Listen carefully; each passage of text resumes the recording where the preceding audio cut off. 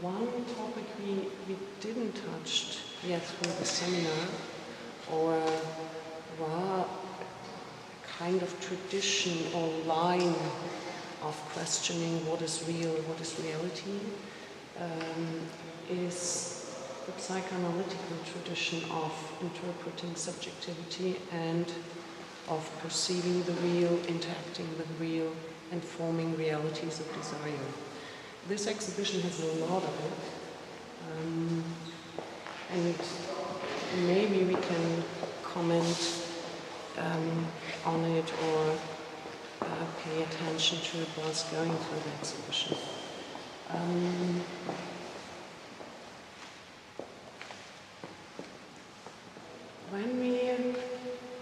When we start, would somebody like to read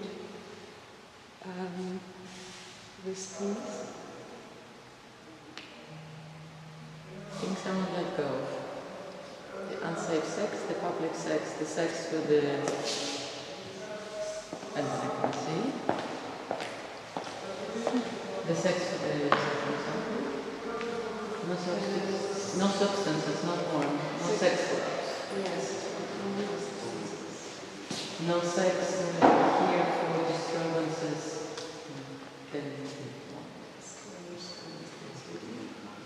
And on the right side?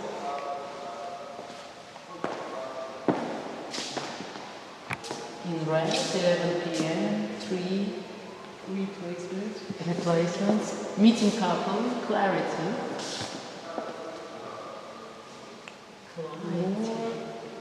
No sensual,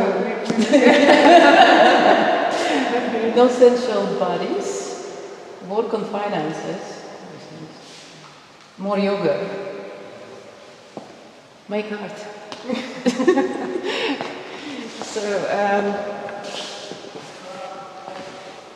I would call this a kind of literary realism, at least 1980s onwards. So it literally names desire, all what is neglected from the real, unsafe sex, public sex, sex for porn, substances, sex clubs, and what it is replaced with in bed by 11 p.m., 3 nights a week, more rigidity, clarity, meeting couple of usual bodies, work on finances, more yoga, make art. So this is where we are, making art.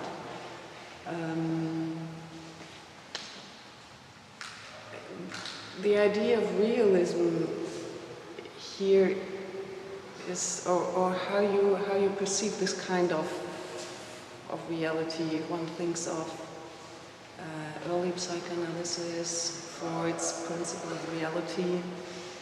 One would say, okay, left side is what is denied as its desires, right side, superego speaks, calls for symbolizing and for transforming desire into something else.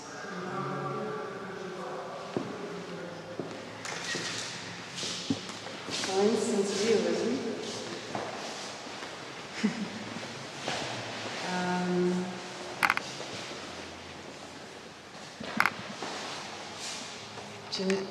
To me, this looks like, I don't know, rather like an anecdote, right? It has all the replacements, work, instruments for cleaning.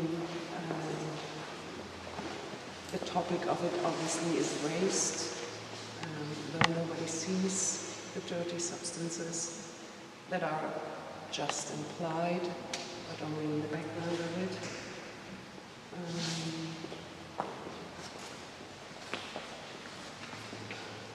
Other forms of desire, rather substances. What kind of substances? Traditional substances. So we see a rather 19th century drug, and we see, or I see, a folkloristic realism in, how you would call the style of this image.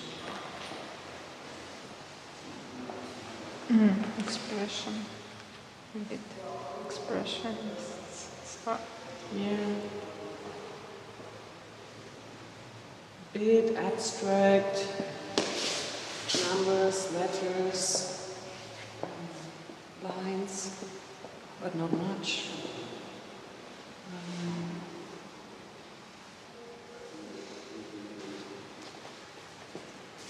What do you see here?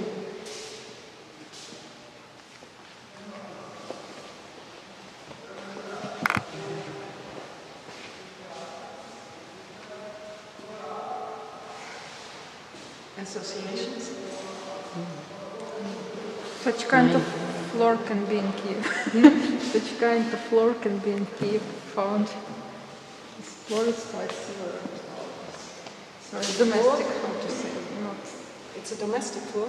Not something. It's a state floor. It's a floor of a state institution. Of a state institution? That could be a floor of a state institution, but it could also be like a club that nested in what used to be a state institution. So it would be a 90s sex club which just appropriated the space. Previously belonged to an entirely different institution, so it's quite incongruous, the combination. Yeah. What else? But I read how I know my reality. Yeah, it's close. It's close. It's 1980. So the scene is dated. It's meant to be 1981. Other associations?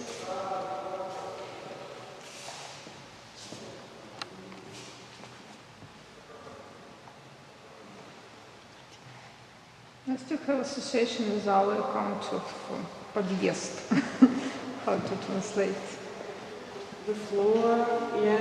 It's like not very completely the same, but maybe somehow being inside of this. Yeah, it is a floor.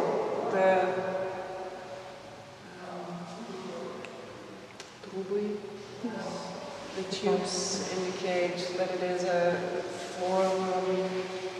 Can somebody read what is written on the door? Keep out employer, Yeah. Without the comma. Keep out employees only. So maybe not a state institution, but a kind of company. What about the woman? Just written. Or an interview on a break. At which point of her work? Before, after? In June. It's more like break. Yeah. June, since she's been assigned a piece of clothing. Still. Yeah, which goes with her shoes. So, yeah, 1981, New York sex club and was only cigarette break between what is industrialized desire or industrialized practice of desire. Some of it named in the text at the beginning. So, sex for hire, club. The substances look again rather traditional. I only can see cigarette, which doesn't indicate much of the drug scene.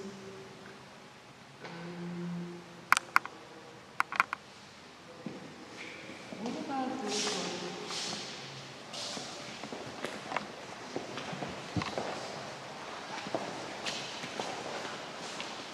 I have really difficulties to make sense of it. And to make sense of it in relation to the other images. Industrialization. Looks like a lobby of a Siemens company. Yeah, to me too, yeah. But then you have plants, which is always... It's like from the past to the future, from the nature to industrial.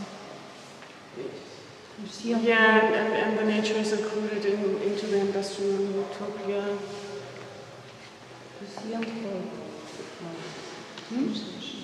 Lucien Freud.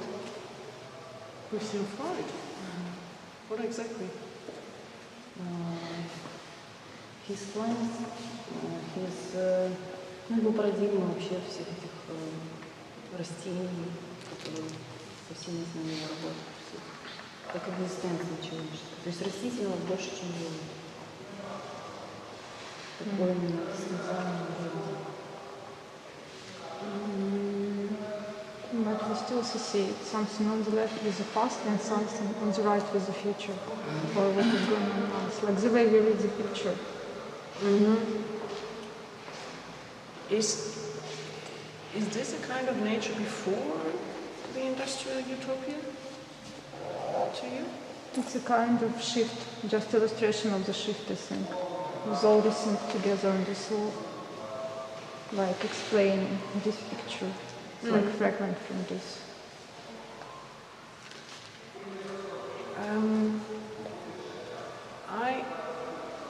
I also was wondering why it is a photograph, or why it is so exposed, a photograph with an explicit patina, so bleached, kind of wrong lighting.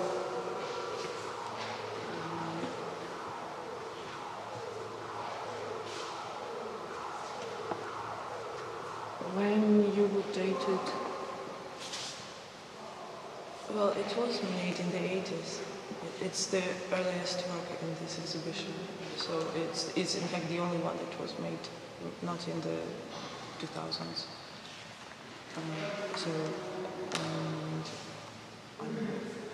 Maybe it could also have to do with this being both a fantasy, like everybody saying utopia, and the real depiction of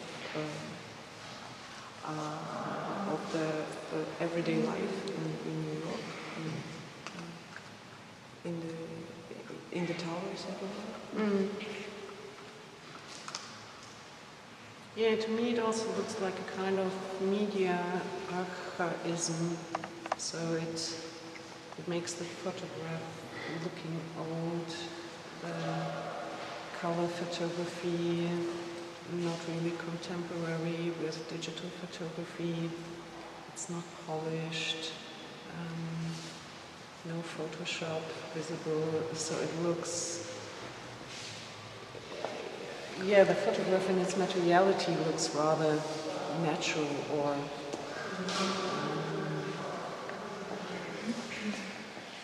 to me. Shall we go further?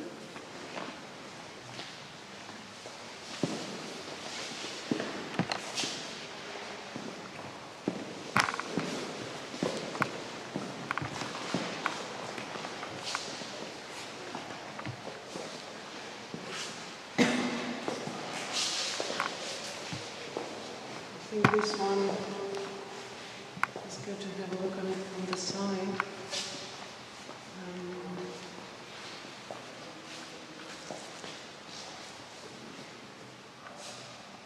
What kind of gesture is it? Children's hands, not very figurative, pointing out back, hands on hands, that they're actually fabric, that they are rolled over the surface, that is fabric, but is made look like paper. So what I see in it is something metafictional, something that imitates materials in another, or semblances from one materiality to another to make the material indistinguishable, or the materials indistinguishable amongst each other.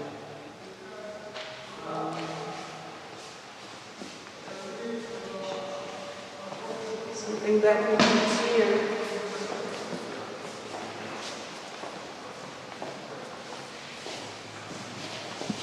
In these images, yeah, I would say everything is faked as flat.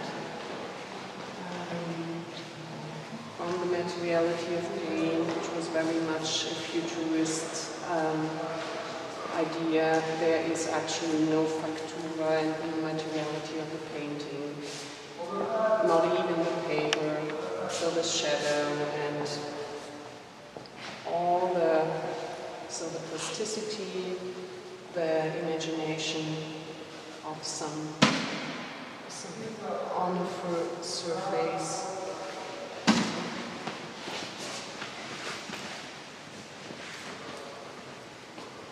So it's a kind of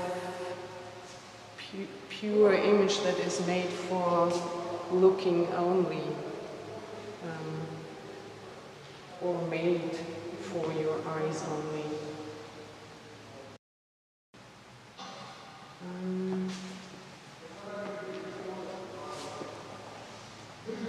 This image somehow looks like it follows up with the others.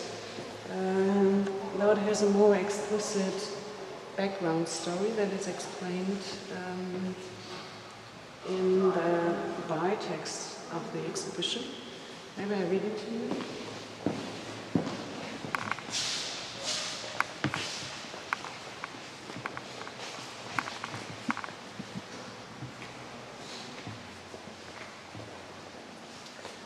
It's Aura Rosenberg's Little Hands.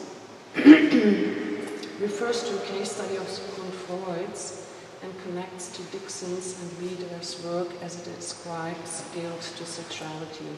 Little Hans was a 5-year-old boy, phobic of horses and obsessed with masturbation. In this work, Rosenberg uses a drawing of a giraffe the boy's father made. Freud explains in his essay that once the father finished the drawing, the boy insisted he add the animal's penis, which is suggested by a crude line beneath its midsection. So the childishness or the gesture of it repeats.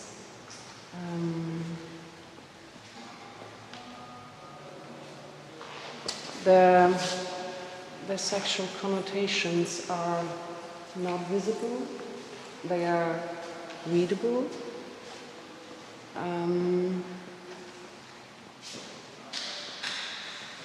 Which I think is this work very much about. So what about, or how much of what is denied is in the end visible, how it connects or relates to our senses.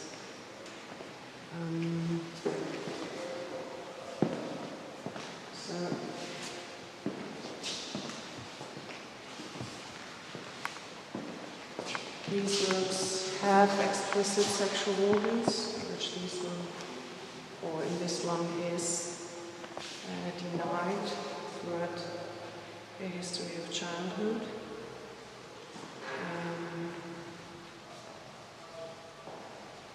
What happens then? So it starts with sexuality, then it transforms into senses, ears, noses, smells,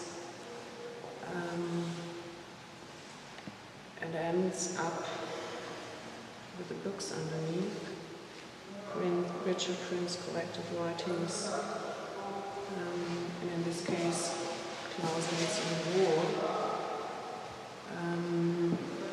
The character of both works is also different. So, though they are both explicit, how to say their romanticism or sentimentalism differs. How you see the plasticity of these works.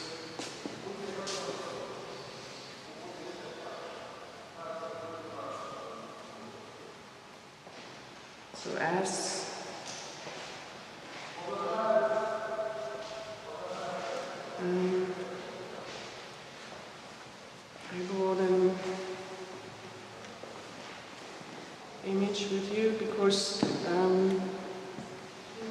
to me, both of these works look very classicist, very much in a tradition of artistic sublimation, very well worked through, detailed, with a very clear composition, plus literary reminiscences. And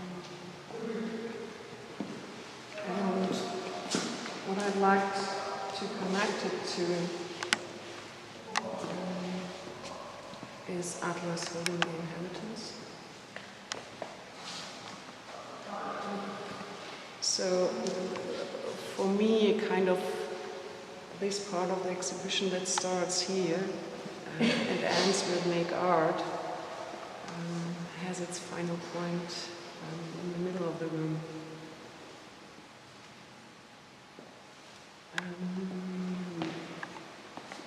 But I think maybe we should also try to keep in mind that the work we're looking at are not these two sculptures, but the whole thing that they're standing on. The whole idea, it's called X, and it's kind of, so maybe it does have to do with what you are talking about, because here we could see kind of a triple psychoanalytical structure as well. I would say something that is R-rated, and these practices and these reflections that are trapped in between the explicit body representations and explicit sexuality and the symbolic. But it's just like a random interpretation that just came to my mind. So it's I'm just thinking that since you said that it has a relation to sublimation. What I also find quite remarkable is that maybe we can see this in later works too, that the exhibition, or for me, or this is what I find interesting, and this is what I find relates this exhibition to a question of realism, which is the psychoanalytic question of the principle of reality or of the real of desire. That is related to bodies.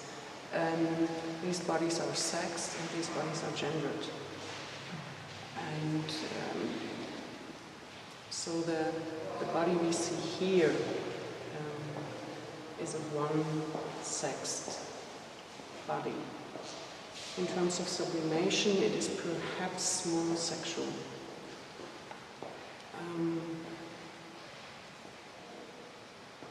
Okay. Maybe we'll progress around here.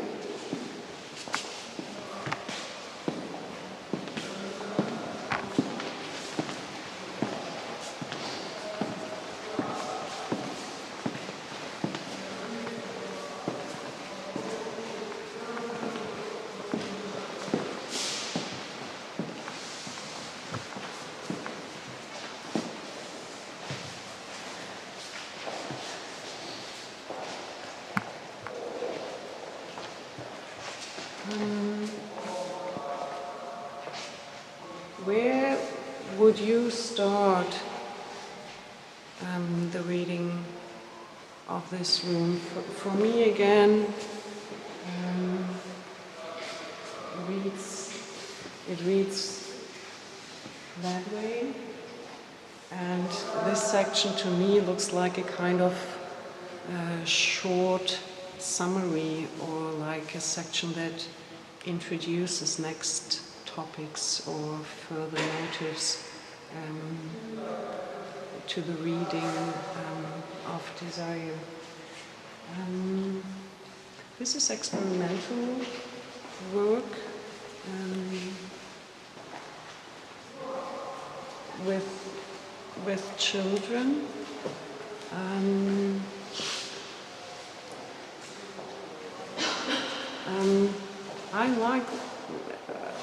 I like this work a lot on many levels. Not only because it is experimental work, the objects depicted took part in. I also like it for its relation of abstraction and concreteness. So the black squares, the lack of space, the denaturalization of the boy's face.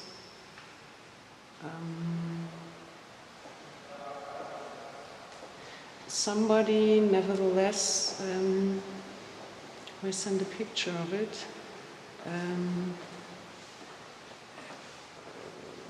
reacted with an immediate effect, questioning or asking whether this is or whether there is a racist connotation in it. Pointing out a long history of blackening faces, especially in American film, since the 1930s and Hollywood times.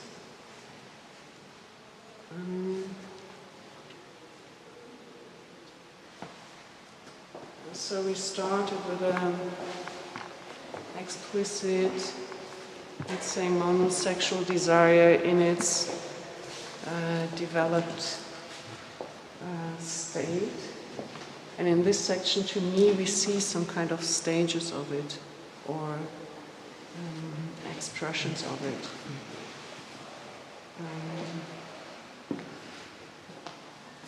So the young boy, stunned, anxious, very much like little Hans, object of an experiment and a case study. What we see here,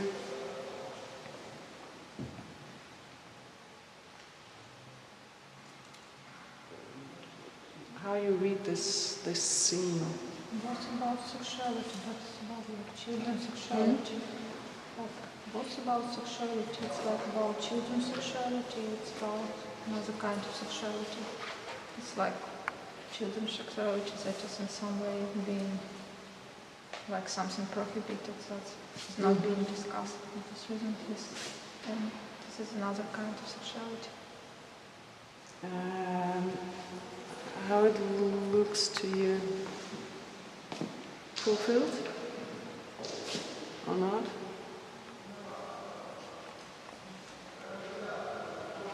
She has posed like on paintings of the old masters where women are looking very beautiful, like beautiful. It's the same completely pose, like, I don't know, Adelia, if I'm mistaken. Very collectible pose, like those classical paintings. My associations rather go into the direction of film stills. Maybe we should go a bit closer.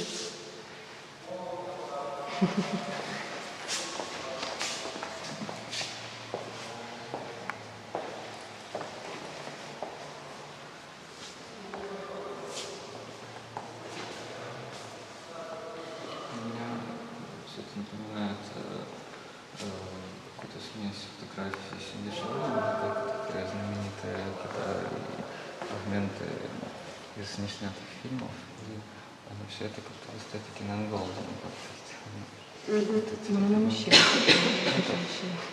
мне, вероятно, интересно же. И в то же время оно интерьер, он вроде бы и беден, но эти извивы кровати, оно придает какую-то такую пышность, чуть ли не королевскую. То есть она находится, она чувствует себя что-то большое, пышное. So, yeah, the association to some Shirley's stages of female self images, yes, the melodramatic older women, banal, melodramatic, filmic.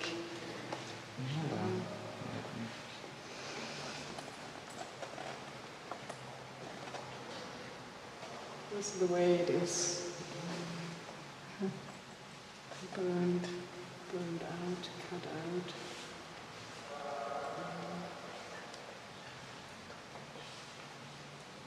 That one reminds of Horace Franklin's Nostalgia, who used them to burn the images. Ну да, как в ванных каких-то гостей.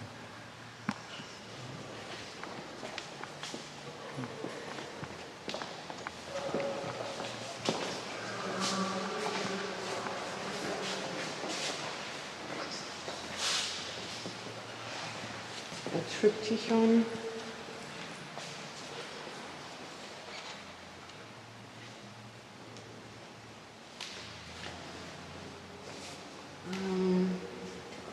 Yes, a classicist work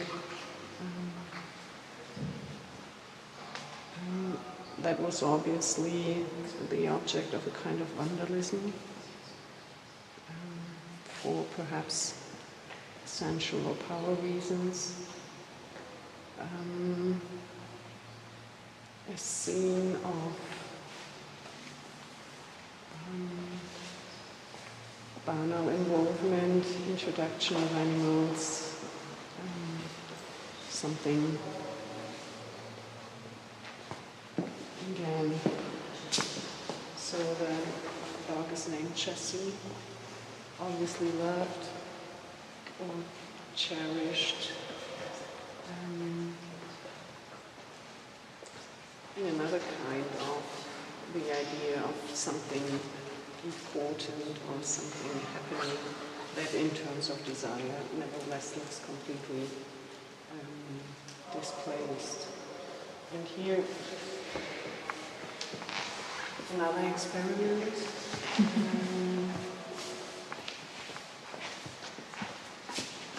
It's a photograph of the artist's mother.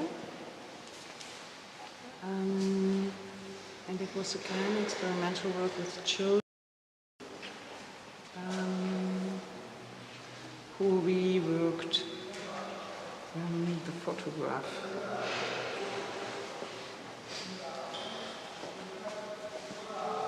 Who remembers the children pencils in the other room perhaps recognizes their features on this image.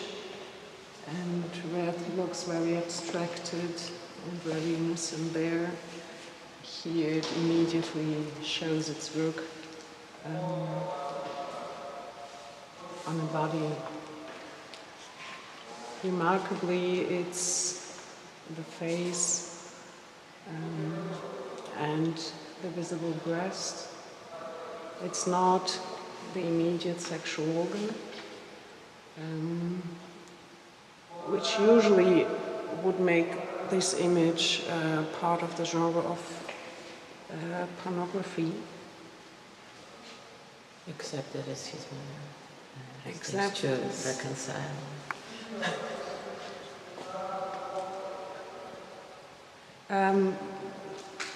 In pornography, this shot is called the Biennial shot, which is the direct shot into a woman's cunt.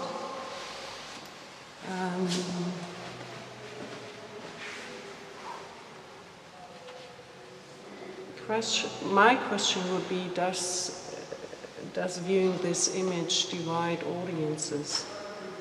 So if we are talking about visuality and desire, on my desire this image doesn't work. I'm not sure it was intended to generate desire. That's really, really complicated. It's hard for me to imagine the intent was to expect the desire as reaction. I think he was dealing with his own confused mix between feeling repulsed and trying to reconcile. In terms of the artist making these images of his mother, obviously it provoked a reaction of desire in overworking it, so in dilating the face, dilating parts of the desired body.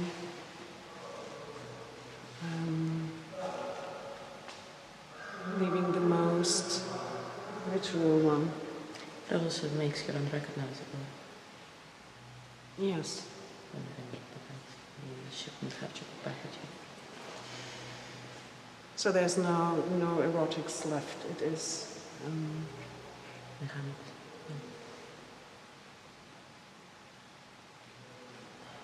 And again, a similar scene like there. So this elaborated bad details of homeliness or. In general, this picture has very strong association with prostitute.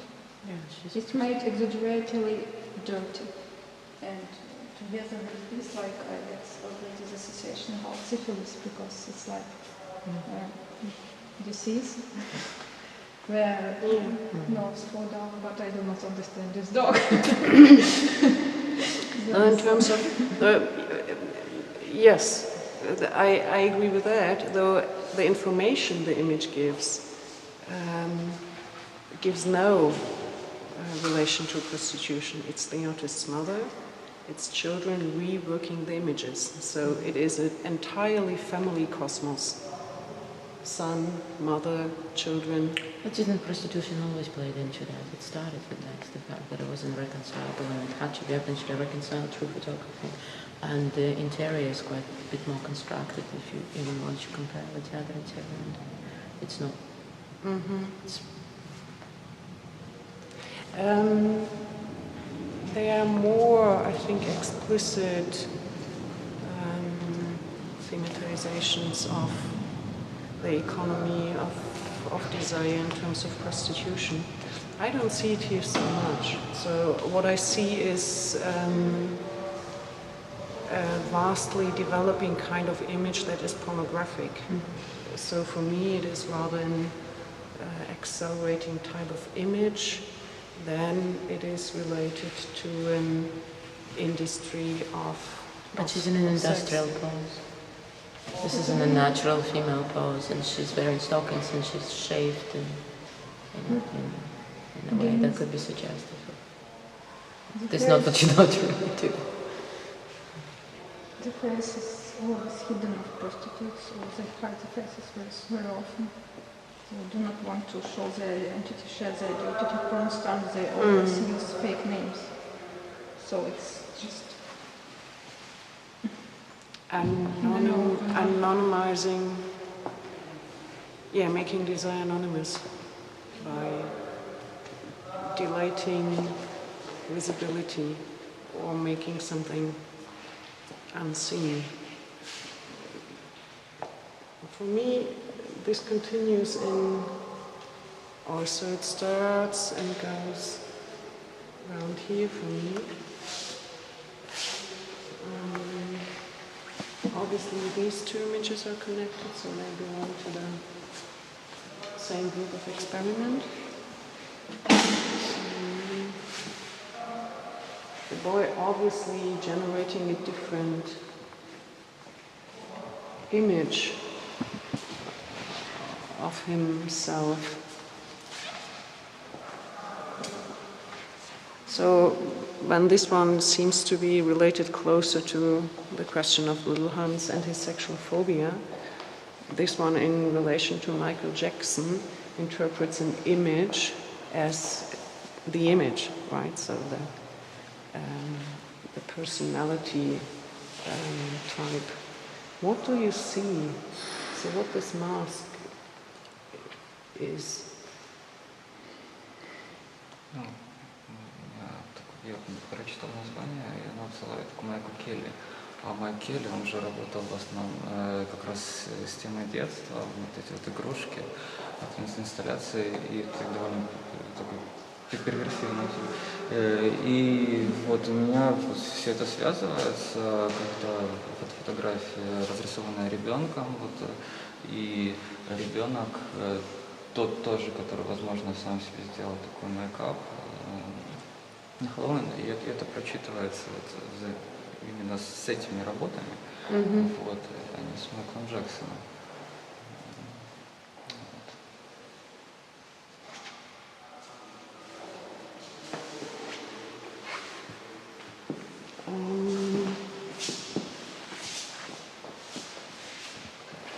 Exactly. So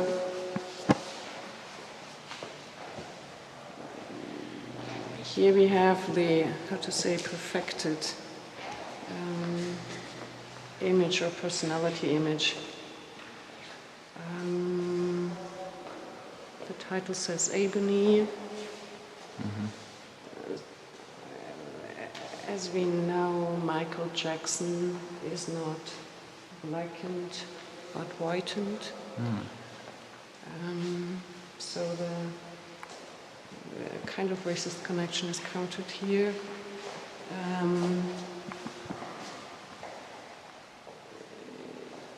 The face to me looks transgender. If I wouldn't know its gender, I would be hardly able to decide whether she features a man or he features a woman.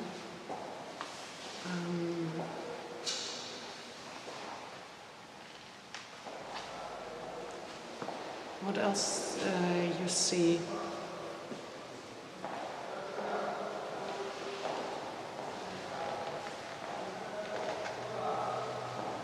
Kind of indifference of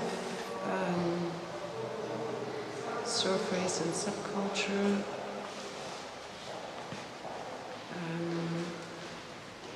King of pop, so kind of cult.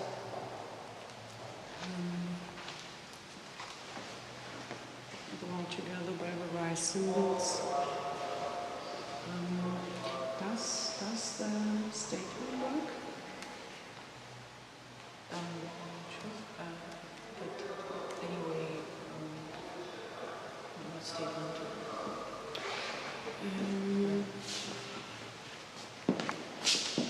The statement. Yes, the Okay. statement. Unfortunately, it's a very great pity, but we still don't have the 5 videos that are supposed to be in this. There is supposed to be one version on Tuesday, there is a title for it. Mistakes were made. Yeah, we should keep them in mind. I just need a still from one of the statements. So there are two. Or there's a. I think I have a video on my computer that I can. Yeah, if you I want could to watch download it. I can try if it works. Mm-hmm. Maybe okay. Yeah.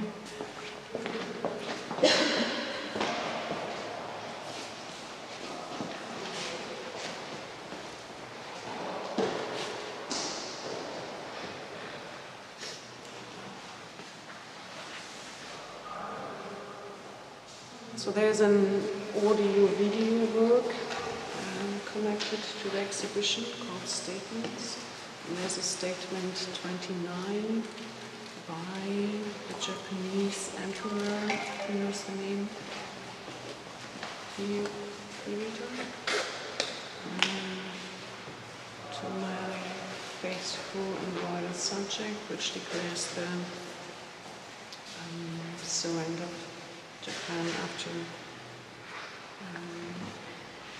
the atom bombing. And the second statement is a recording of Michael Jackson after my recent surgery of scalp, where he gives a statement concerning the accusations of child abuse. But he is abused. Hmm? He is imitated to be abused. He is imitating to be abused. The image imitated of abusement of children. Mm-hmm. And he is accused of the abuse of children. The question raised to psychoanalysis is repeatedly where analysis ends and where abuse starts. We was at the reading of Anna Halberstadt yesterday. She's a psychotherapist working with straight, gay and transgender couples.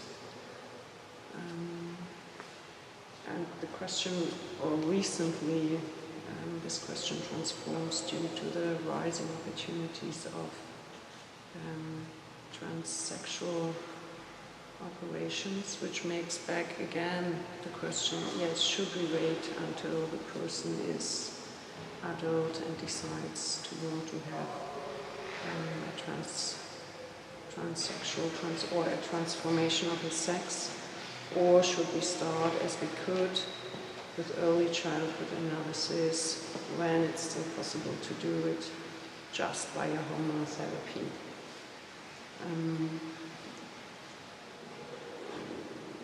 So these questions start early and are projected back. I would like us to hear the text if it is possible. But maybe we can progress to the next one.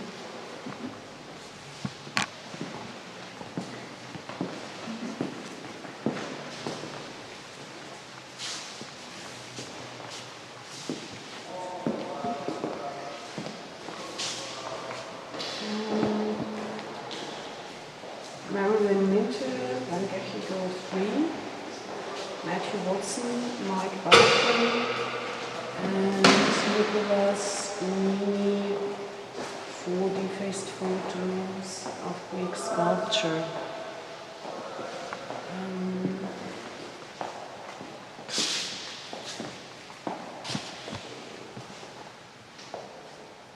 There are some reminiscences from the previous motives. So the topic of vandalized Greek sculpture continues.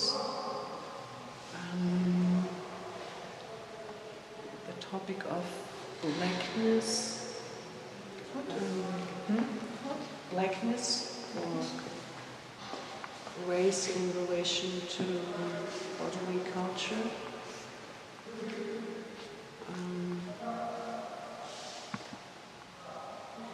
And yes, Mike Barthing, he's introduced first here.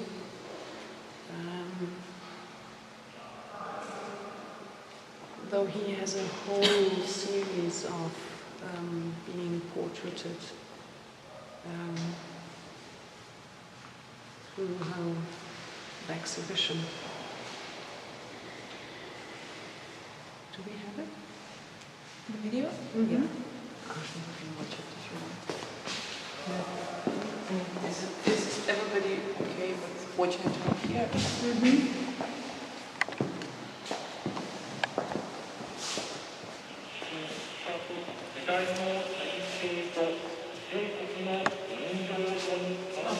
I don't have it with English subtitles, only the Ukrainian subtitles. Perhaps the only one who doesn't understand. Ah, yeah. Have you seen the one with English?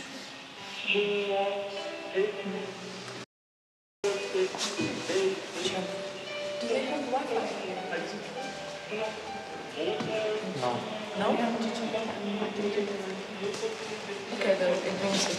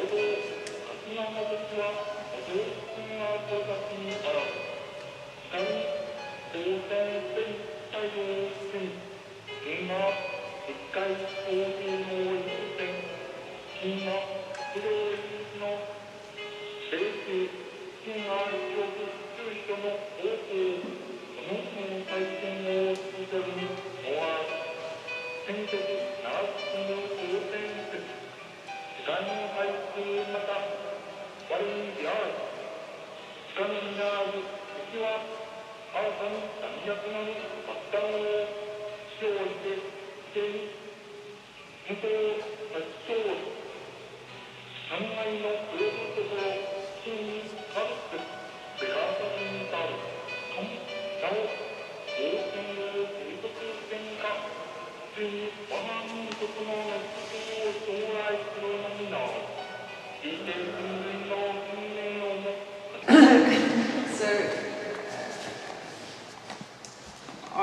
on first listening, these two statements seem to be as opposite as two statements could be.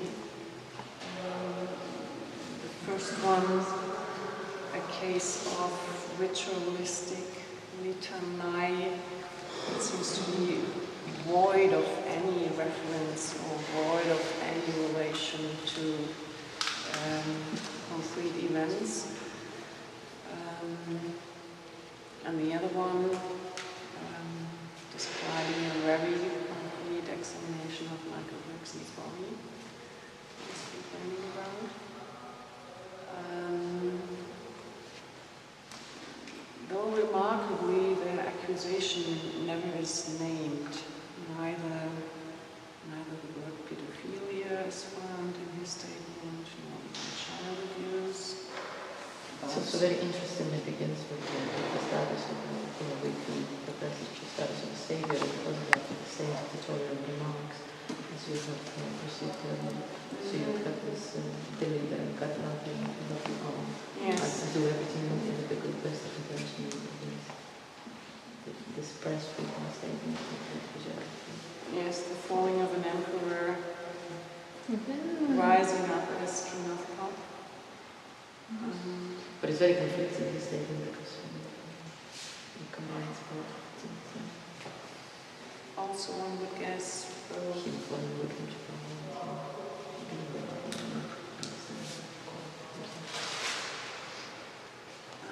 the banality of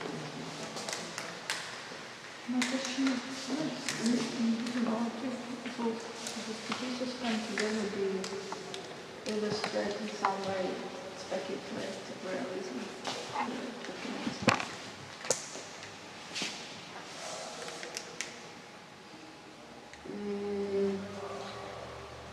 I perceive them as rather still deconstructive gestures, pointing out what is not named, pointing out the intrinsic, not going beyond itself, nature of images or language. To me also those statements not just look like, but they are massive cases of post-mortem. So though we associate what we hear with the emperor, and in this case with Michael Jackson, they are not the authors of those statements. And this is why, when in fact I looked at it for the first time in this combined way, it really, I have this idea as well about the narrator being the same person, although it is obvious that they're coming through a different form, from a different experience. But, I don't know, maybe that is a wrong impression, but for some reason I really perceive these as the stories of one narrator coming from the same idea. Yeah, comparing subjectivities in 20th century. Yeah. Demystification, remystification. Also the publicity and the person being on top of the world, but how it could be in the political sense. When the political sense vanishes, is it still there? There is also an example of a different way for a person to go crazy. So. Just for example, this was about the mother, yes? The notion of mother is clear almost for every mother, and so on. We know what it does. And this was about Michael Jackson. Actually, it's my kind of knowledge a new kind of knowledge, common knowledge that appeared with the appearance of mass media and pop culture.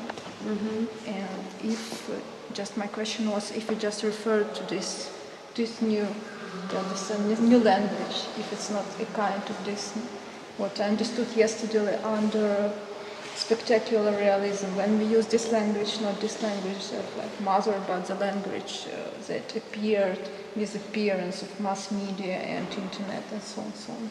This was my question, I guess. Just try to define what is we were yesterday talking about. Maybe in a kind of sense, speculative realism would be a next step. So what I see questioned in this connection is, yes, media are a kind of reality in themselves, or they form a sort of symbolic reality, and we don't actually know how this symbolic reality connects to the real or to reality. Especially cases of child abuse are hardly provable or very hard to prove. Scandalous cases of child abuse paranoia. I remember a case in a British school that lasted over 30 years with several, or a whole teachers community jailed, expropriated. BBC Newsnight almost folded when they ran a sexual abuse story using one source, which kind of proved very quickly to be false. And the question lies, well, is there any purpose in having this program on air? And it's quite remarkable. But I think is also, when we talk about media constraint, we might want to consider various social, economic, and political factors that build into how narratives are being formed and how the narratives have been created, because it would be too simplistic to imagine that they just pop up and it's like a random vortex of media language. I mean, there is components that combine this. So the question is where the reality of it Where the reality stops in, actually. Where the reality stops in. Freud had a similar problem when deciding, are actually the repeated acquisition of little girls to be abused by their fathers, are there any references for that, or are they fantasy? And so Freud decided that he can't decide this question, whether they are real or fictional, and introduced the middle term, the imaginary or the work of fantasy. And what I would say, what we at least see is the work of fantasy becoming another kind of reality, or a third kind of reality in media. And obviously this kind of reality is expanding. And to your question back, when speculative realism comes in again, is maybe the question, okay, can we step over it? Is there a reality after the fantasy? Well, that's what with the dialogue with Michael Jackson, he's spewing back the work of fantasy that he himself become to himself after the exposure of himself to media. So it's almost like the next. This is the product that you have created. Compared to he was a person, he became an entirely media construct, and then he started speaking like something that is entirely composed of media language. So he ceased to be in this sense an individual, and he a product of media. Also that there's a clear preference. It's not the media anymore speaking, he's the product of media, so it seems like the next step. And then also becomes remarkable, so he complains very much about the photographs and the examination but in the same language of his body by the police, though he obviously is absolutely not concerned with the reconstructive surgery on his scalp, that he doesn't mention as being subjected to. But that's because we're talking in the domain of image entirely. His image, violation of his image. We're not talking about something being done that seems to your body. His image as a do-gooder, and there is a repetition of I've been assumed to be this, and yet and then he projects this image, which is quite fluent. Exactly. It happens entirely in the domain of image and perception, not body and things that happen outside of image. It's Okay. We have a lot of time, do we?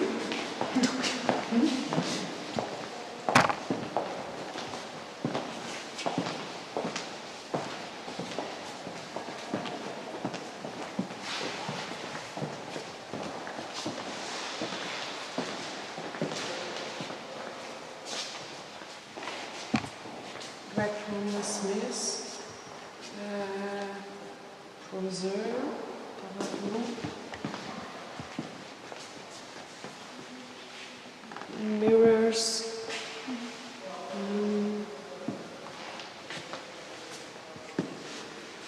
Poseur 3.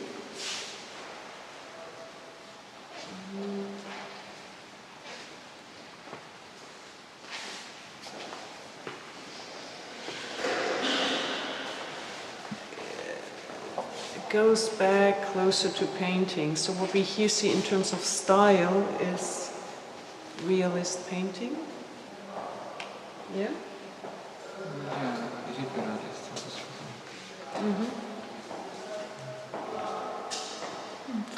Combination of better. With hyper you mean the form of reference, not the style? Ну да. Все компоненты, которые созданы для гиперреализма, мне кажется, все-таки здесь есть. Это любовь к поверхностям, смоченным даже. Anke is an expert in realism. What do you think about the term? Как ты сказала? Гиперреализм. It's something like local self-culture. Because we already know that realism is what is hyperrealism? Is it exist? Or it's all? Well, I think to me in both cases the image, so the impression the image makes is a kind of bliss.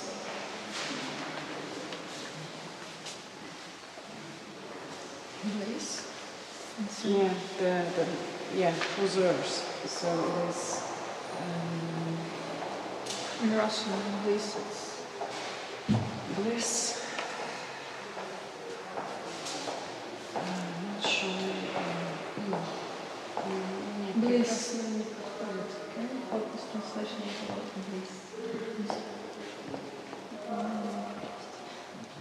Не издевайтесь. Как God bless? Да нет. Близ нирвана. Нирвана? Слишком много, я... Чуть ниже, чем на полтора ниже, чем нирвана. Зен. Да, я тут подумала, наверное, кайф будет короче всего. Блаженство. Блаженство? Да.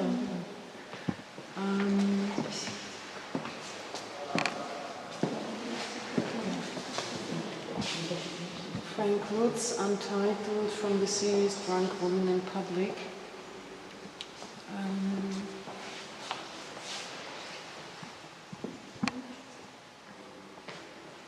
Two forms of bliss.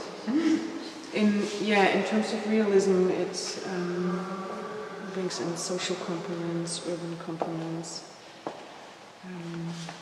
relates back to the club scene or the falling out of female existences from the social world. This topic continues. I'm not sure whether we should talk about Homer's work later. You already know how it is. You already know how it is. It was in the first lecture, you know? We do. Maybe we can remember that the exhibition is kind of structured, that it has a middle part which is the exhibition by John Miller and his friends and collaborators, and that it has the outside walls that places coma, places abstract reminiscences to Malevich's white and white, or white and white suprematism. I also found the store extremely remarkable. So I think, or what at least I find remarkable, is that there is an exhibition within the exhibition, or that there's rather an exhibition outside the exhibition. And that Komar's work and some other works of Ukrainian artists are placed like an exhibition outside the exhibition. Something that, for me, interestingly, also the building, how to say, somehow embodies. Because now it's a little bit better. When I visited the exhibition first, I made some notes.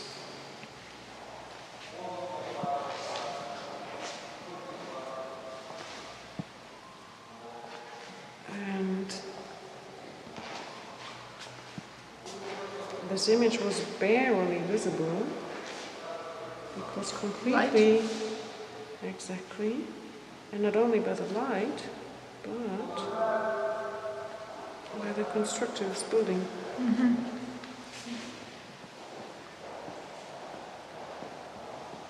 So the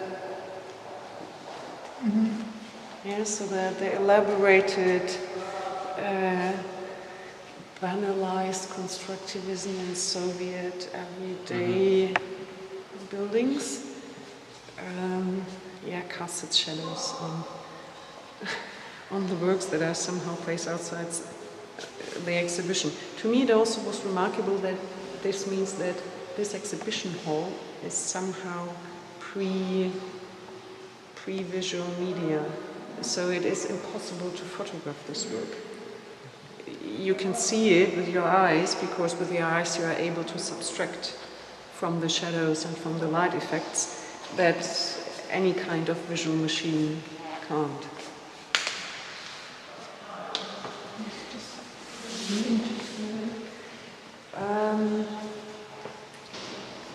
So the social thesis, Woman Drunk, continues. The portrait of Mike continues. With images that ambiguously placed within, maybe disgust or an appalling gesture. Whose first experience is not that he's a drug addict.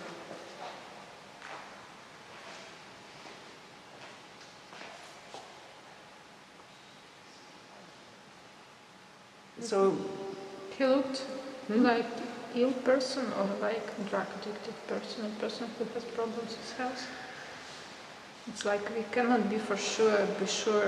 For example, I live in suburbs, and many alcoholics in suburbs of Ukraine look very similar to Mike without taking drugs. They manage to do it with cigarettes and vodka. So, and instead of cigarettes and vodka, take drugs. Instead of cigarettes and vodka, take drugs? I think they do not have money enough, and they do not know, but they already look very similar, what I want to say. So we do not have like 100% guarantee look. We do not have like traces on his veins and so on and so on. So we can like add to the story that possibly he may use drugs, but this picture doesn't stay still there.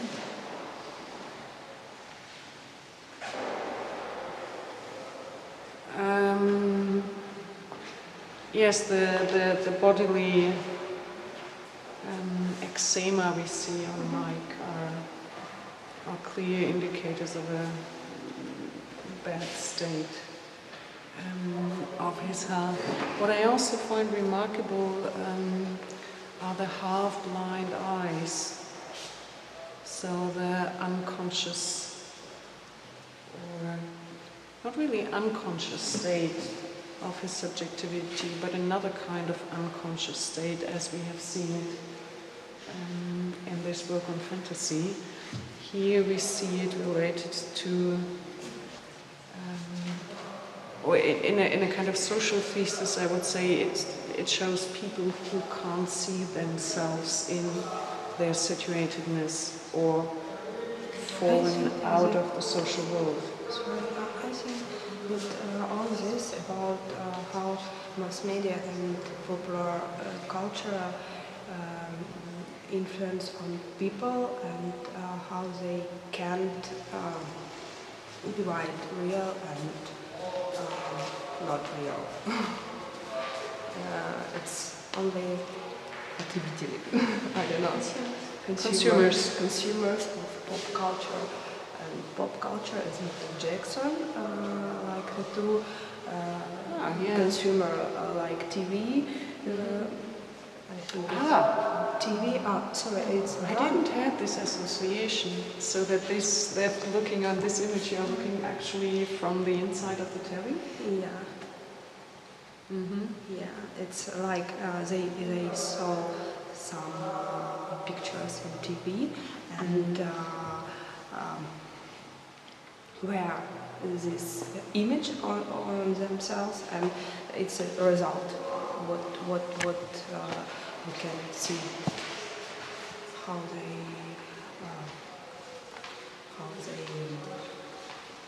think that it's. I think it's cool or something else, but in fact, we see this. Yeah, consumerism unites the work of fantasy and the consummation of alcohol, and in this case probably drugs.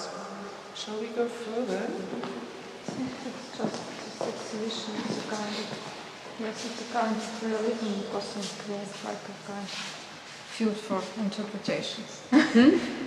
The exhibition creates a kind of field of like summary, some base for interpretations. So they will always vary, but again it will be interpretation relevant to the reality. So we cannot be sure, we can build very different relationships between the parts. The main thing is that they actually about the reality, about the real situation.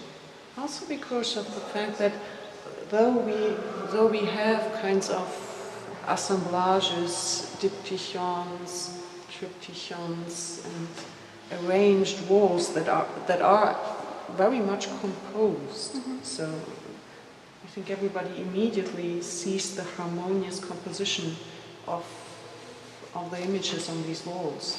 The idea, I think, that they use the same constructions at all venues, and it actually joins the whole biennial between all the venues because the constructions are the same. They just point you that this is the part of the biennial. For example, when I entered Puzata Hata, and it was a very similar construction, I was thinking, it is possible to place something here, it will be part of biennial. So yes, the idea is just this construction, just like scattered along the city. This image is mysterious to me. Children's sexuality. Is it really a child? To me, it looks like at least a 14, 15 years old girl. So to me, she doesn't look like a child anymore. 7, 8, 10 maximum. Yes, of course. She looks like doll, you know, a doll just have parts like doll. She made like doll with this thing. Yes, this is what I... Куклы, да, я смотрел, это художница, у нее есть целая дети, чревовещательная кукла. Чревовещательная кукла — это такой демонический образ, по-моему, с самого детства. Я их боялся даже. Да, Hoffman's...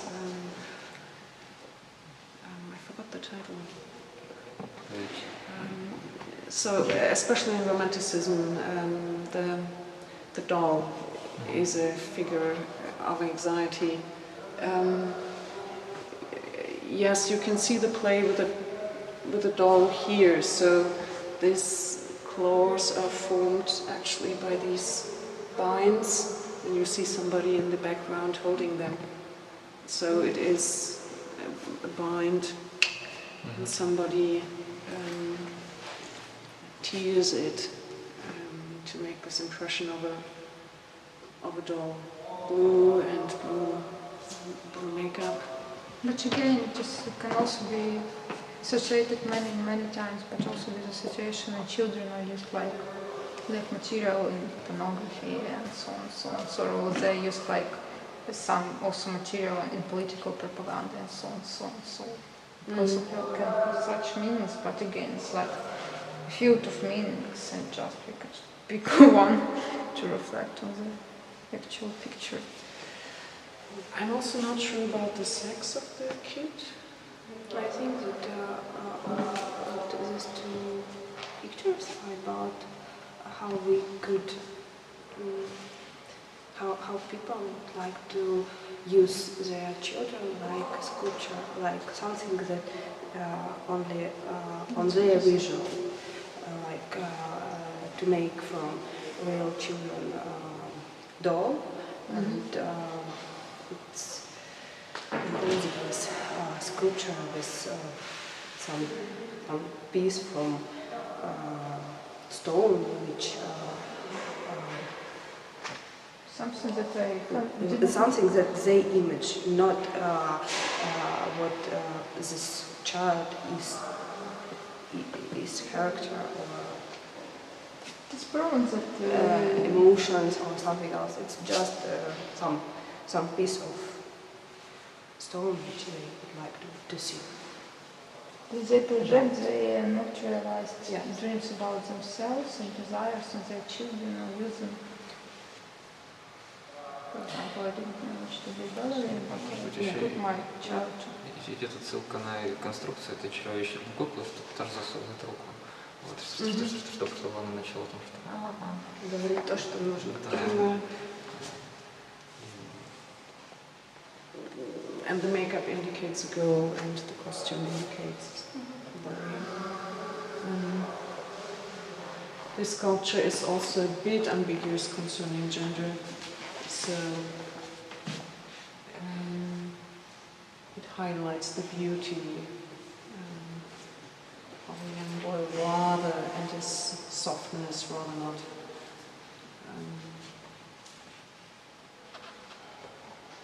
Other forms of masculinity. White and white. I think it is like a version of black square a bit stretched.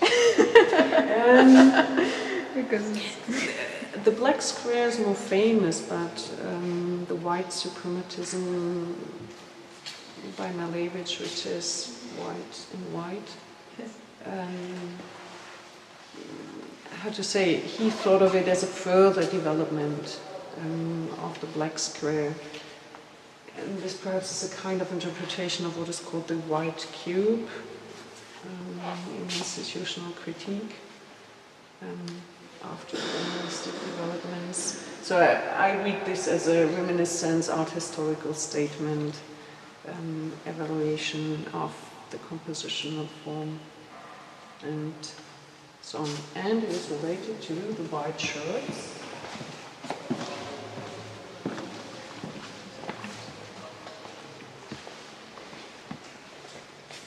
looks very natural as the whole tradition.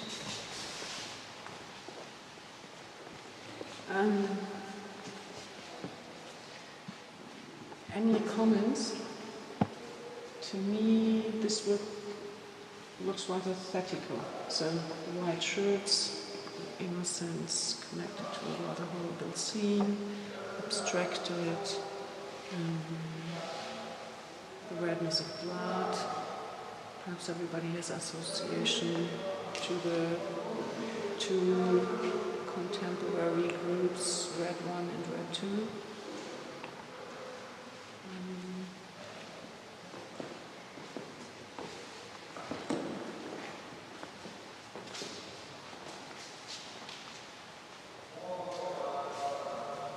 This room again takes up and develops further motives we had, so from the realistic beginning with clear topics, statements. Now it has a kind of leitmotif structure, with again taking up the destroyed Greek sculpture, the topic of the meaning and actuality of blackness,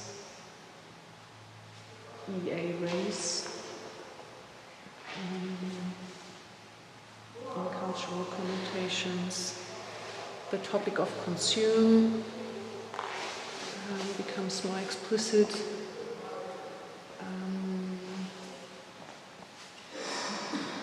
The theme of the beloved or not beloved animal continues.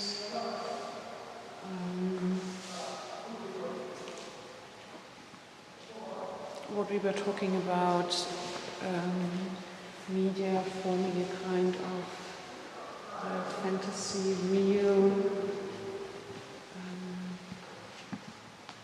that forms an anonymous subjectivity underneath them, continues.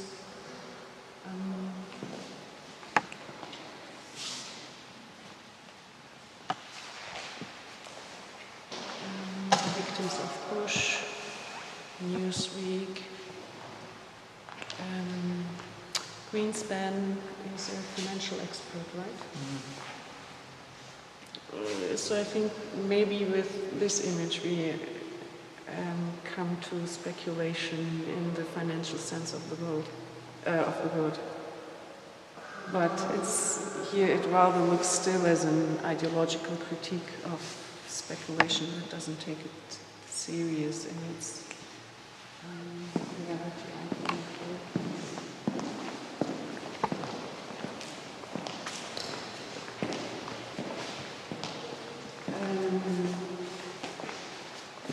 Here, the Cindy Sherman topic of female masquerade continues.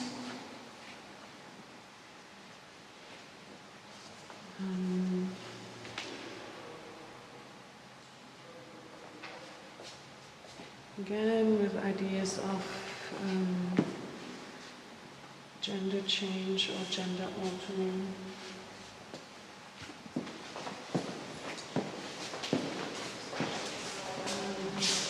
This section for me looks like, as you pointed, beauty in its various forms. So here Mike embodies the beauty of the classical nude, the social realism of bodies destroyed by consumption, turns into this closed back figure. I see this picture that repeats all the time in the exhibition as a very strong symbol of capitalism. I have a very strong association, so it's like, I don't know, the symbol that repeats, and body destroyed in industrial. Mm-hmm. Destroyed by industrial, by the current situation, ecology, food and so on, so a kind of distortion of body, industrial background, and this capitalism really like. I strangely have absolutely no capitalist association towards the gold. So for jealousy. So the gold, about something. The meaning of it is unclear, though it works as the shining. It's so much gold, so I have taken all the gold and I remove with that gold, but I again take more gold. You read it as vomiting. I read it as like all this gold. It's like for me it's a very strong symbol of capitalism. Mm-hmm. This picture. I think it's about money that in our world, a lot of people would take a lot of money, more and more and more. It's and called to capital. It's not money, it is gold. So gold is gold is the substance of a very old to be rich. economy. I mean, about Rich, to yes, be rich, riches. to be And the phrase in the Yes. soul things like it's like I'm all in gold. I'm just have inside of me everywhere gold. I'm already how to say poisoned with this gold, but I just in this condition. Rather the King Midas topic, right? King Midas wishes to be rich, and his wish is fulfilled. Everything he touches turns into gold. But it's like some points which get from social media, from a style that we should, that everyone should have some photos in some poses, like everyone to drink is cool, and to have some photo is cool, to have a lot of money and to be rich is cool, and this is like result of this thoughts that people give from social media, that ценности внушаемые, да. Like why I started with psychoanalysis and the question of principle of reality, what is real, work of fantasy. One thing is that it looks anonymous, like media, this is what happens to subjectivity in the 20th century. On the other hand, the images to me look very intimate. So Mike acquires the dignity of a classical portrait at this point.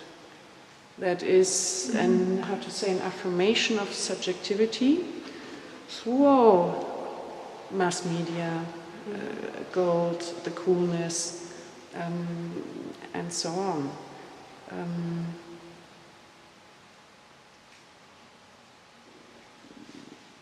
Perhaps because he is not just portraited as a dropout, which he socially obviously is.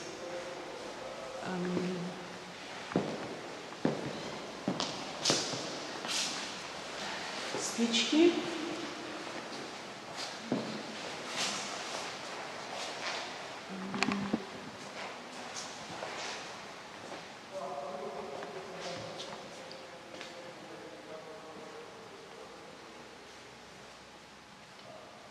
The Biennial in its symbolic quality.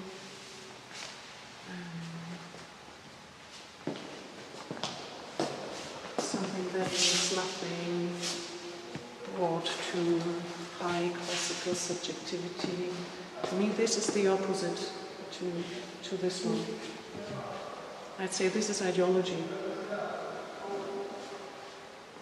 I would say I'm a Ukrainian artist. I hardly can read this, but I can read this. What I can say, I cannot read.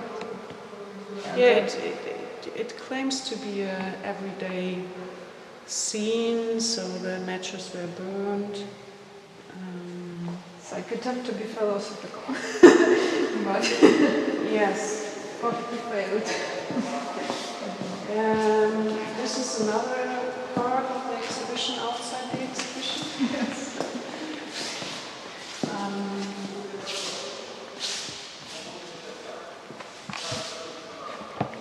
It's very typical of Kyiv, how to say. Very clear Kyiv style, how to say. It's like very Kyiv identical pictures, essence of Is it? something. I think yes. Contemporary Kyiv of now. My first reaction to it was rather negative, and the shortcut for this was contemporary Stalinism. Yes, it is possible to read in such way. Because But I didn't see Kyiv in it. So to me, it is Very typical scene. yes, exactly, so typical that I would not be able to relate it to any concrete place or to any concrete person. So the gestures are indicating types of female subjectivity.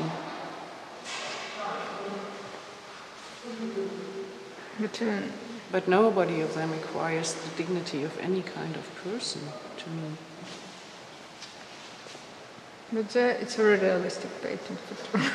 So even I don't know, the face of that third girl, it's like very the face of girl in Kyiv subway, I don't know.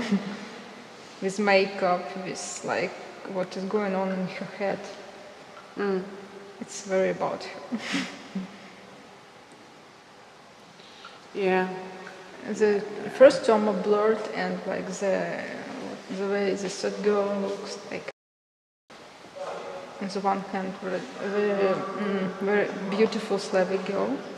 On the other hand, she wears this Chinese fur coat, very typical, like everybody wears on the same.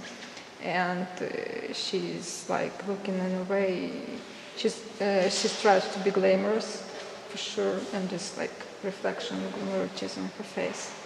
And in makeup, in her, the way she's like just skulls and like, she keeps her face in this way, in a glamorous way. So I don't know why something is for sure catched from current Kyiv identity in this picture for me, this painting. And it is obviously painted in a so-called critical mode, right?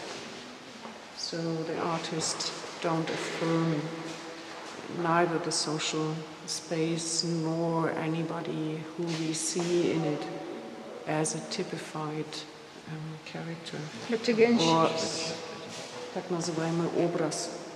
Again, she's a daughter of very famous Ukrainian artist Alexander Militsky, and he is known for his very realistic, how to say, in current situation mode of painting, and just the way, just the style, her style in some way repeats his style. She prolongs the same manner in some ways. The way she paints, for example, the background it painted were like something from her father different, for sure. Strives to. In terms of concepts of realism, we have discussed with Jakobson. This for me is the state of the ideogram. So everything everybody understands it immediately, but there's nothing to see in it.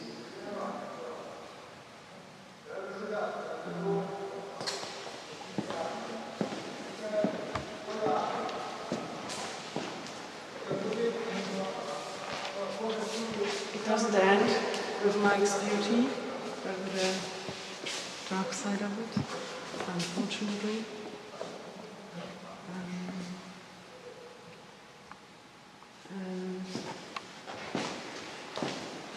The last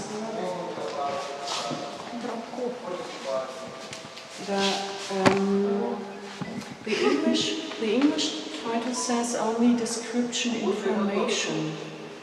But as I read the Ukrainian title, Takova Hodina, or something like that, does it mean current times or?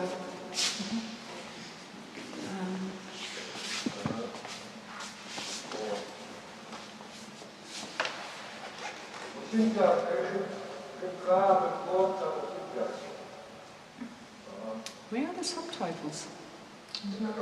I mean the translation? Mistakes in life.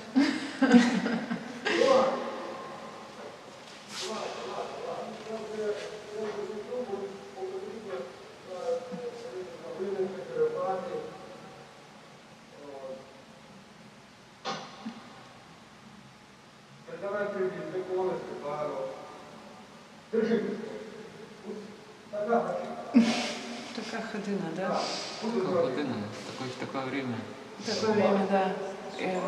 Our times? Such times?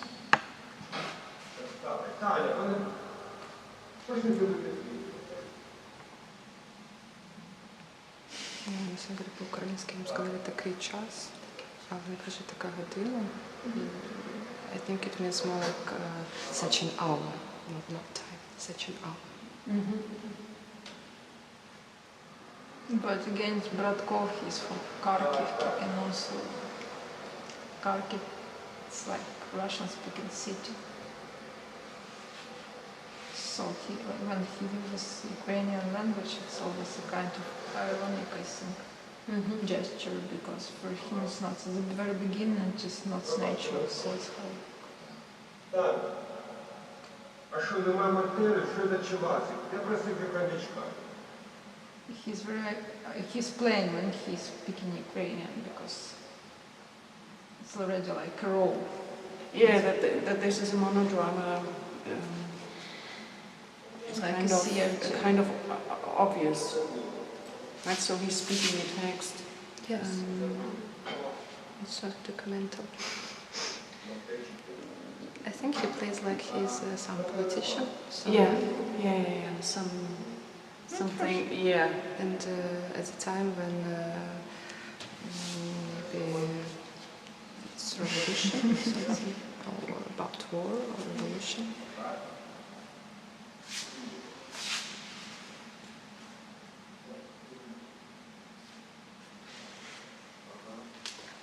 To me, it looks very theatrical. So the title, the English title that says description information, to me sounds ironical because there's nothing descriptive in it. So the red shoes are a clear sign, right?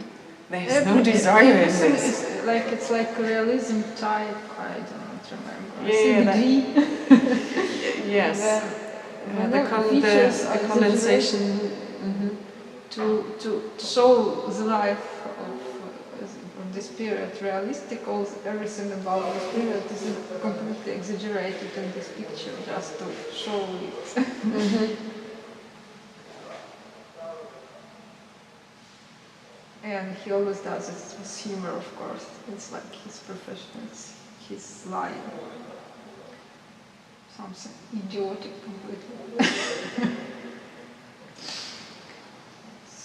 He's like gathering to some special event. He goes to the restaurant or to theater. Oh, I think he goes to the theater for sure, looking for or to kind of political representational theater. But this or something that the situation is called the spectacle, right? So the interface of theater playing and political reality. Может быть, здесь идет отсылка на то, что он смотрит русское порно, а у нас запретили русские сериалы, он смотрит такое время. Почему именно русское порно? Что это русское порно? Да, ну не обязательно. А как понятно, что это русское? Я не поняла. Я сразу понимаю. Да? Да. Русское порно совершенно характеристическое. Это русское порно.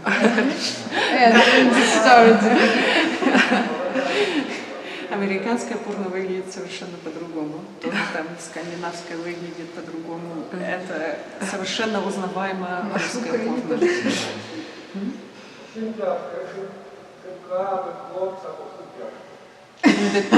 the gestures are very typical Russian porn.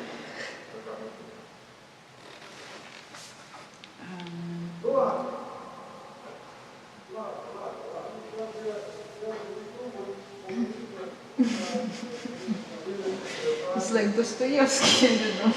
What I find striking, if I look on this, is that though it is all about pleasure and desire, it is totally absent.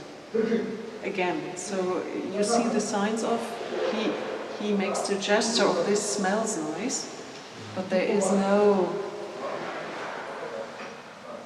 enjoyment there. Same with the porn scenes, they are certain that you can't even see them.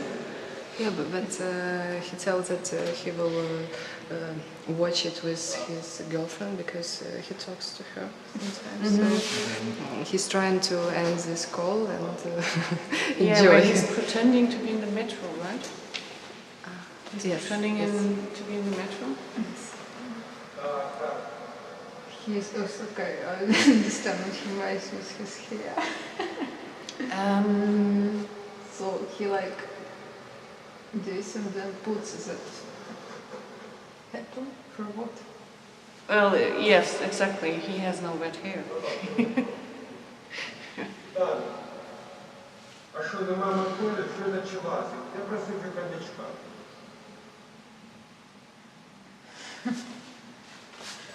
Yeah, so the patriarchal gesture, Tanya, the girlfriend, as servant, in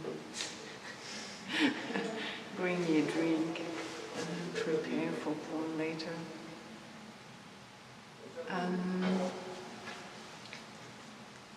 Since we are at the end of the exhibition, and this video is titled Information or Description, which means, or to me it says, okay, this is a hypercomment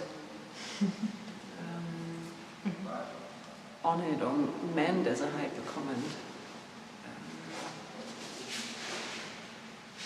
on the whole exhibition.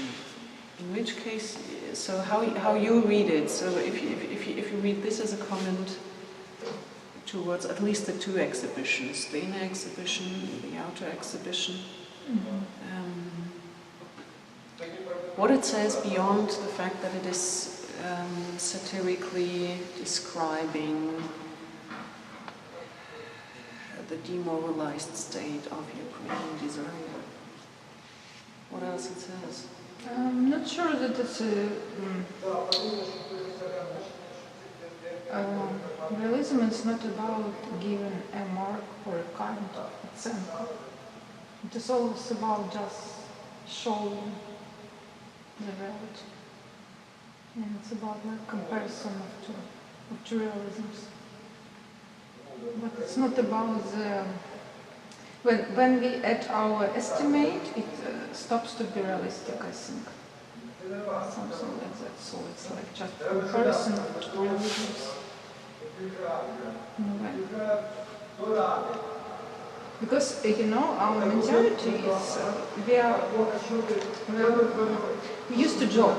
It's very a Ukrainian way of telling the story with jokes. So this irony, it's very important. Like if we want to show our realism, it should be ironic, I think.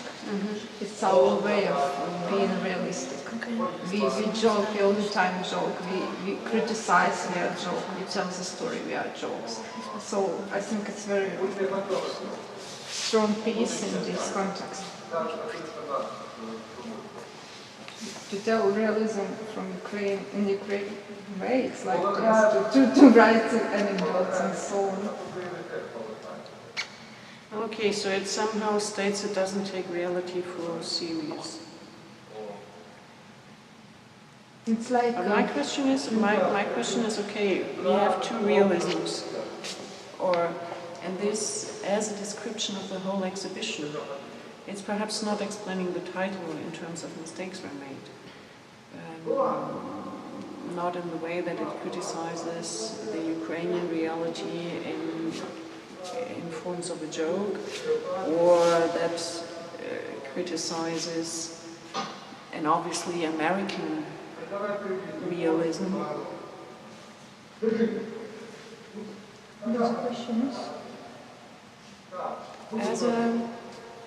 As an information about the exhibition. So one thing is, yes, I can read it as a joke about contemporary Ukraine, but it is not a joke. Or as a... It's a realism. It's a realistic piece about Ukraine. Yes, it says information. What I am about is information description. So information is not information about Ukraine. Description is not description of Ukraine. It is information and description of this exhibition. So the object this film refers to is not Ukrainian reality at all. It is the other images you see inside this room. And what does it say then?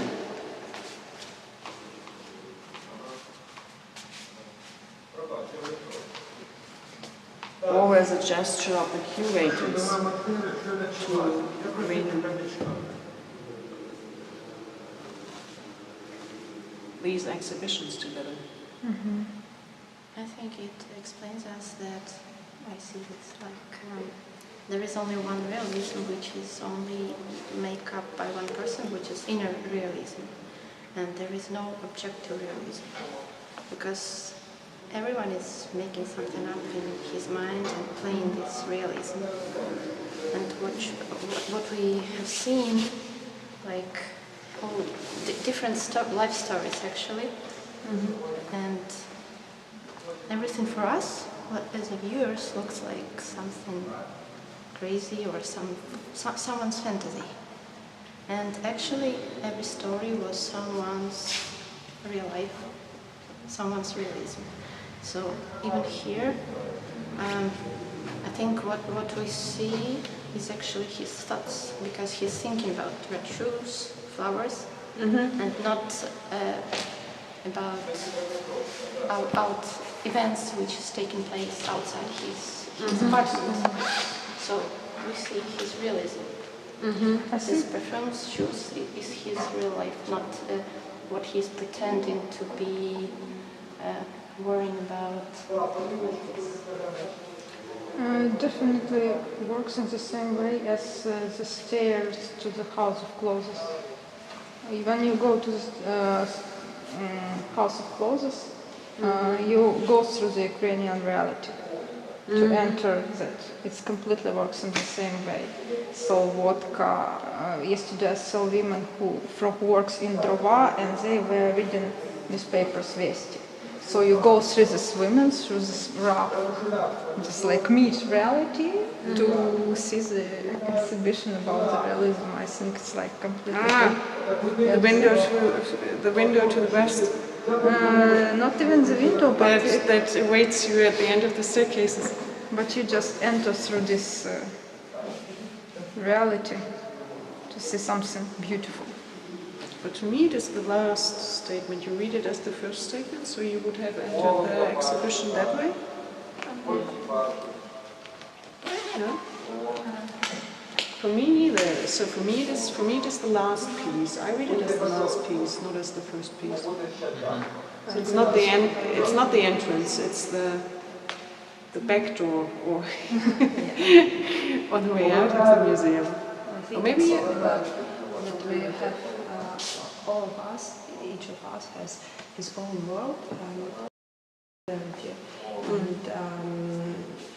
I agree with it's really each of us has own point of view and own things and own problems which are view on and which are concentrate on, and it's like summarize it. This man is concentrated on some pieces like shoes and something else.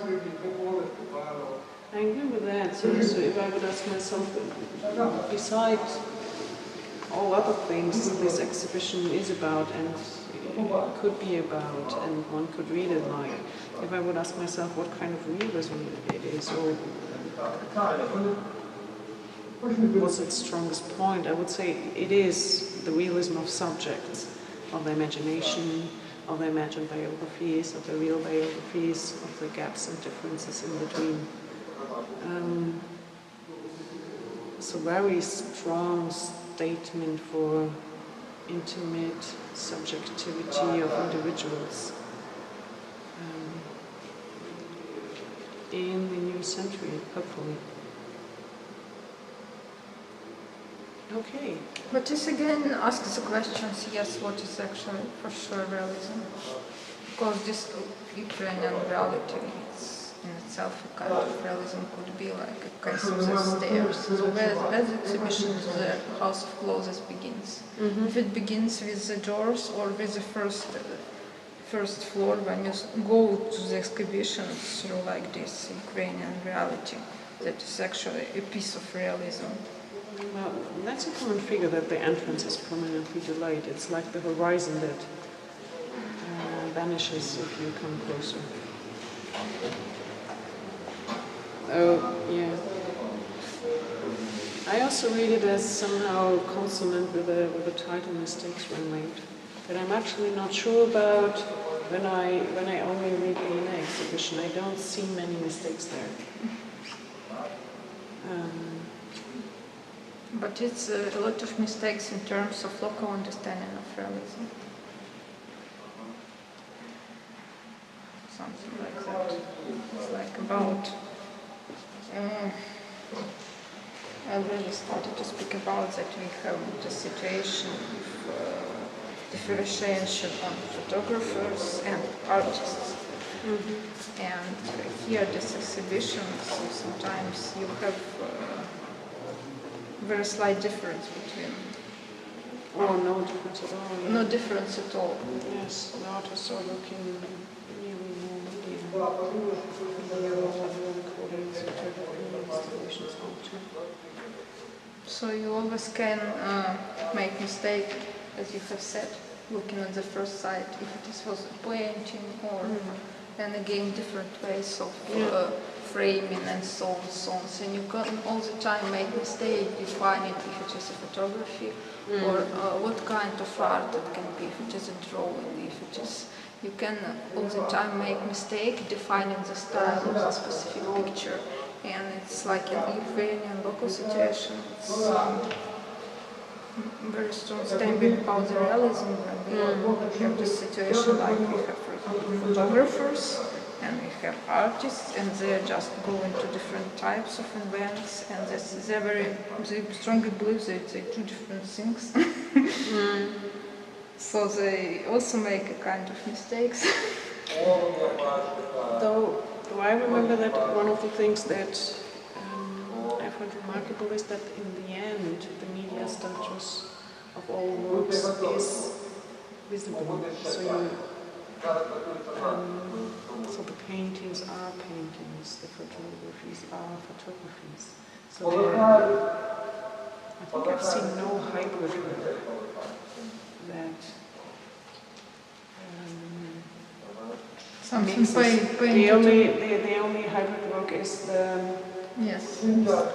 is the photograph of the mother overpainted by graphics. All other works are single media works.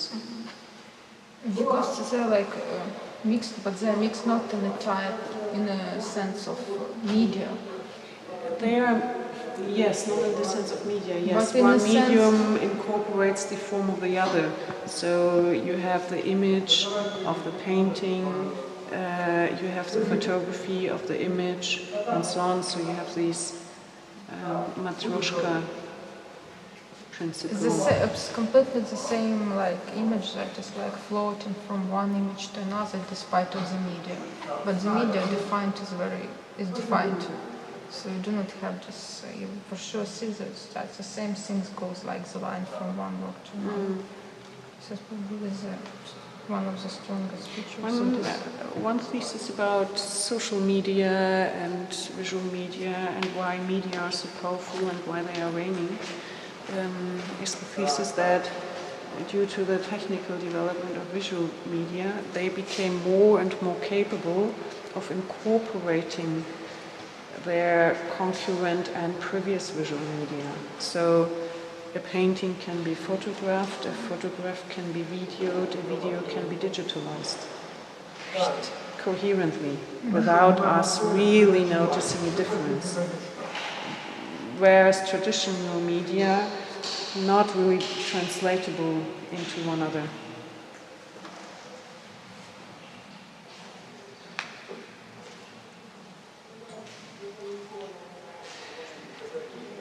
And the disgusting light that shines through the hotel image. Is it a kind of ibis? What? Ibis hotel? Yes, a kind of... We don't know. It's like very it's realistic. It's very typical. It's so typical that we cannot even define. Exactly, it's a kind of standard hotel. Okay.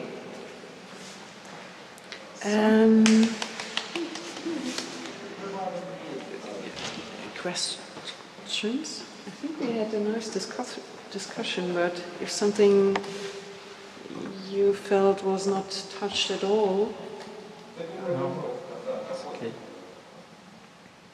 or whereas somebody sees it entirely different. Everybody who had problems managed to discuss his or her problems. Everybody managed to discuss own problems. Because like realism is a beauty. Well, that's one of the types of realism that is rather weakly expressed in this exhibition, which is the subjectivity and of the audience. So there's not much relational or interactive art that really makes you aware of the fact that it is you seeing this. All of it is in that sense realism A, that states the realism intrinsically inside the work and the way it relates to reality, not the way you are relating to it. It's only slightly some of the more disgusting images make you aware of you seeing it. But there's not a single one that really works with you and your transformation of your view via viewing an image. So again, like this, we discussed this situation of retro exhibition, like yeah, we have no deformative realism here. We have no realism of reconstruction. Of yes. Again, a kind of The reconstruction. audience's воображение. Yes. Imagination. Yeah, imagination. And perception, perception and imagination. It's rather our representations that are questioned.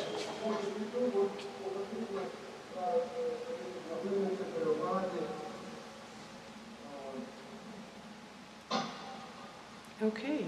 Okay, thank you very much. Thanks for listening. Thanks for the comments. I want a cigarette.